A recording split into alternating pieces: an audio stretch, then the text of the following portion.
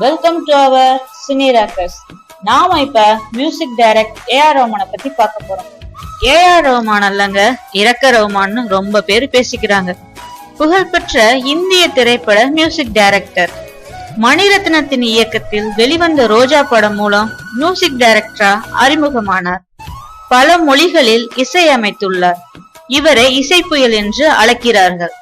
இவர் பல ஆஸ்கார் விருதை பெற்றுள்ளவர். ஆஸ்கார் விருது வாங்கிய பிறகு கதை எழுதுவதில் கவனம் செலுத்தி வந்த ஏஆர் ரஹ்மான் தற்போது 2 ஸ்கிரிப்டுகளை ரெடி பண்ணிவிட்டார். அதில் ஒரு படத்தை இயக்கி வருகிறார். இப்போது 2O, விஜய் 61, சர்வதளமயம், காற்று வெளியிட என பல படங்களுக்கு இசையமைத்து வரும் ஏஆர் ரஹ்மான் இதற்கு நடுவே தாம் இயக்கும் பட வேலையும் உலக அளவில் புகழ்பெற்ற கலைஞர்களை வைத்து படமாக்குகிறார். மேலும் சௌந்தர்யா ரஜினி இயக்கத்தின் கொச்சடையான் படம் உருவானது போல ஏஆர் ரஹ்மான் இயக்கும் படமும் விஷுவல் ரியாலிட்டி ஸ்டைலில் உருவாகி வருகிறதாம்.